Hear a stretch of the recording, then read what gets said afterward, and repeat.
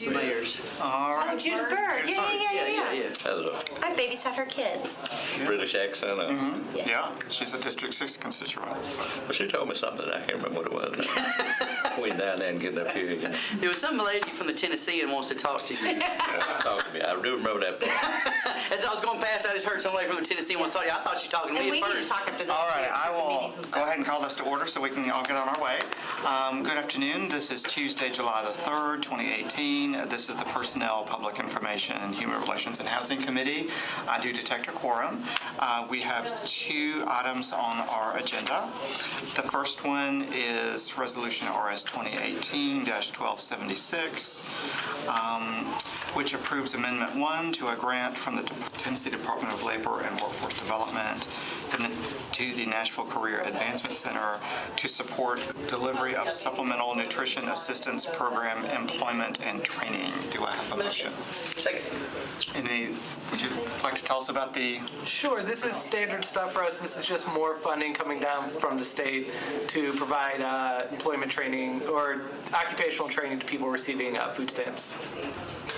How much, just a quick question, just how much do we normally get from DHS from the state every year?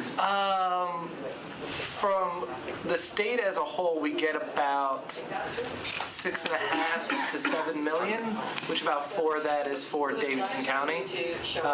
We get about 50 to 100,000 a year from DHS for SNAP. Okay, that's what I wanted. Thank you. Move for approval. Second. All in favor? Aye. All right. Motion carries. The second item is bill on second reading, which is BL 2018-1246. Pardon me again. It adopts the 5-year consolidated plan and 2018 action plan for housing and community development and authorizes the Metro Mayor to submit the consolidated plan and 2018 action plan to the U.S. Department of Housing and Urban Development. Is there a motion? Second. Thank you. So we mix it up. Would you like to tell us a little bit about the plan? So first, for those that don't know me, I'm Angie Hubbard. I'm the Director of Community Development at MDHA, and we administer the consolidated plan and the 4 grants on behalf of the city. We've been doing this, I think, since the 80s. And so every year, the U.S. Department of Housing and Urban Development makes 4 grants available to the city. One is the Community Development Block Grant, and that is around $4.6 million. That's a grant that can be used for public service programs, housing rehab, public infrastructure projects. You cannot use it for new construction of housing. That's the one thing we can't do. In the past, we've always budgeted around 35% of the total amount of CDBG for homeowner rehab.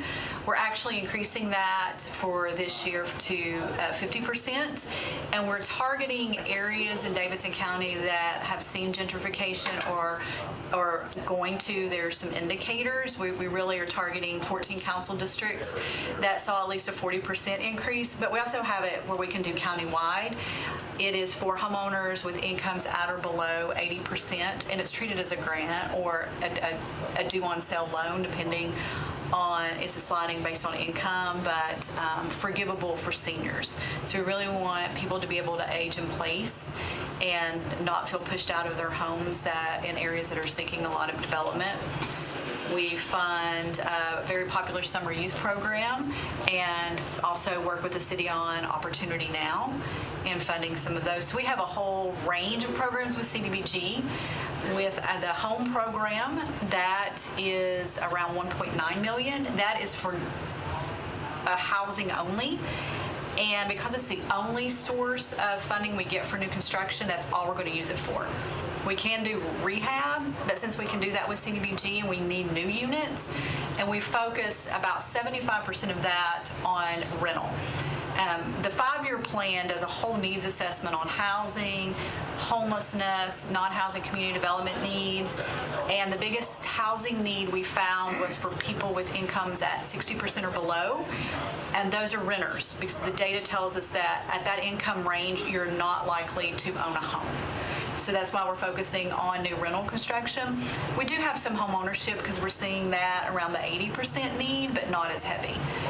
Then the other grant we have is the Emergency Solutions Grant. It is to address homelessness. It's around $460,000. And that's everything from rapid rehousing, helping people get back into their home or get into housing that have lost their homes, to prevent people from losing their homes, to support shelter operations. And all of that we award to nonprofits. We don't directly administer any of the homeless assistance programs.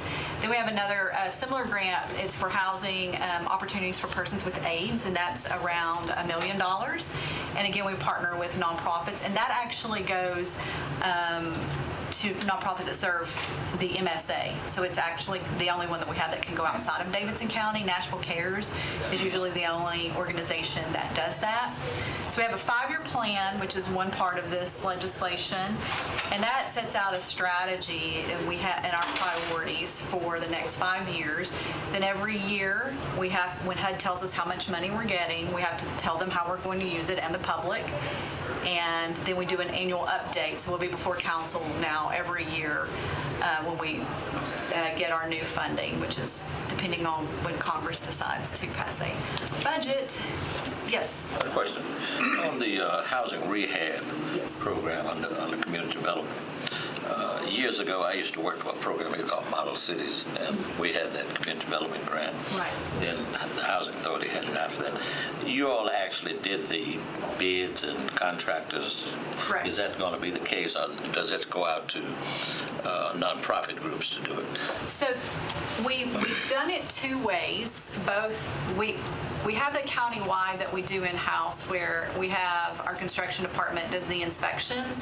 We procure contractors to do the work.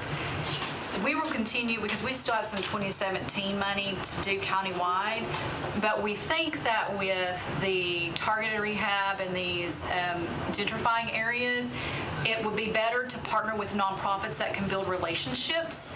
And we're kind of at capacity with contractors anyway because of the demand in the city for other construction. So we're really going to do it, partner both ways.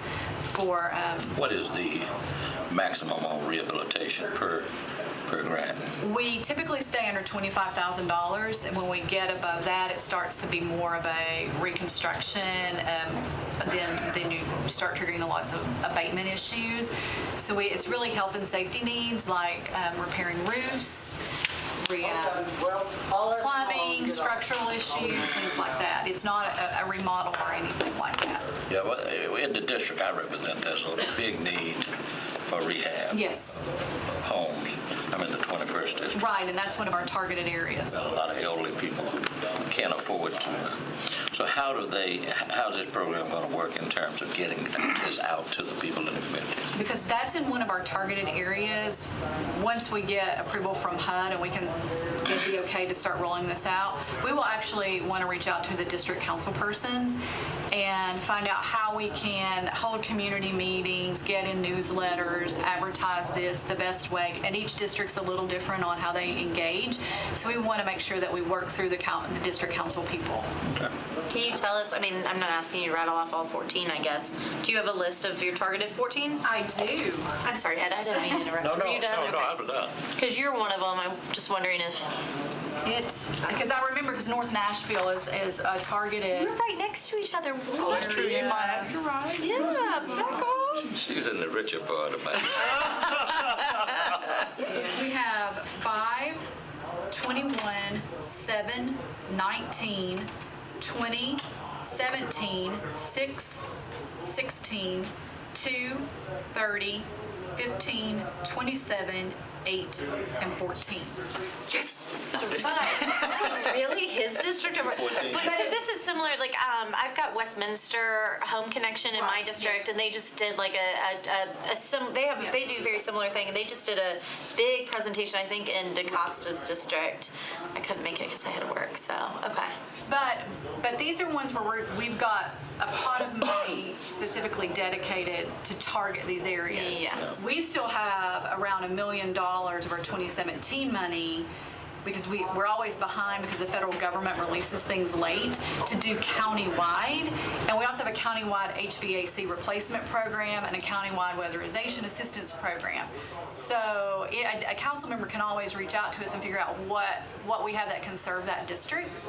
But these are ones where we know we've got to get in there and try to reverse some gentrification or stop it. We just have a few little areas in my district where they're older homes, and people Yeah. trying to come in and rehab them. I know what you're talking about. I know. Right. We haven't flip. Yeah. We want to keep our old people in our homes. Well, I mean, what was happening is when we did the assessment of fair housing last year, we were hearing these egregious stories of people in these homes that are in those areas getting flyers on their doors and thinking that My grandmother, that's all she used people to get. Called. they were going to lose their homes and would end up selling for while it was to them was twice as much as they paid for the home. Yeah, it's not enough to even stay in the county. And so that's where I've seen that, because my father's gotten those, a lot of them. And so I guess this is something I'd like to know from y'all, if you know of any policy or legislation from other places, because I see that as predatory. I mean, it's as bad as the predatory lending businesses. Is there legislation we can put into place to combat some of that predatory targeting of where we hear the stories of developers and people who want to buy the property saying your paint's, turning them into Right. codes, turning them into codes, but then also just it's harassment too. The Right. postcards, the knocking on the door, the phone calls. Is there anything? Do y'all know of anything nationwide? I haven't seen any legislation to really stop that, but one of the things I've been working with Adrian Harris to have a good relationship with codes, that when they're seeing that, to let us know, so we know to go out and let target folks that, know about those programs. But we've also partnered with the Tennessee Fair Housing Council to go out in these areas also to let people know their fair housing rights and to start recognizing predatory developers. Yeah. Well, if there is any policy, or if you can take that back to some of the other advocates, I would love for us to, because we have housing in our committee name, I'd love for this committee to kind of flesh out how we can do I know that. that's one of our most I get serious a lot. issues. I get a lot of calls from constituents who would say, okay, if they're going to build these new houses next to me, right around the corner, then that causes codes to come in and enforce things that they wouldn't normally enforce, like a loose gutter. Right, we found that developers are using codes as a tool for displacement, and so that's why we created these programs and do want to have that relationship better with codes, to where call us if you're starting to, because some of these areas we identified, they're some of the top areas in the county that have been where we pull the data from codes on codes violations, which to us is a trigger that it's a gentrifying area. Yeah. And there's going to be some displacement. Well, I personally, if I find out that a developer's doing that, Yeah. I won't submit to legislation. I mean, Get them in. I don't care. I wish there was some policy If I that know we it could is make bad. to get rid of that, the mailing, the calling, all of that, so. And I will say that we're going to revisit these areas every year, so these aren't going to be the only ones over So the once next Ed is 5 years. gentrified, you'll move on. Well, I mean, it may be we add more. Yeah, I don't think we can correct anything in a year, but if we know, for example, there's going to be a major initiative along a corridor or anything, and there's speculators coming in, then we want to try to be out front of that. Calendar-wise, when do you anticipate the rehab program kicking off? We imagine kicking it off in October. Okay. Just number one. Move for approval. Second. All in favor? Aye. Any opposed?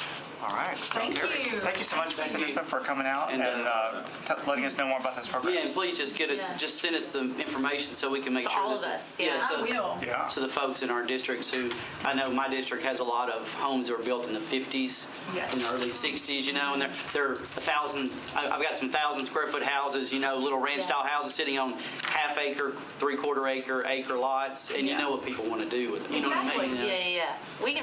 We can pinpoint plenty of areas we all work. I thought I had some cards with me, but I was not. Well, with that, this meeting, our business is concluded, and this meeting is adjourned. Yay. Thank you. Also. The sidewalks we're going to do.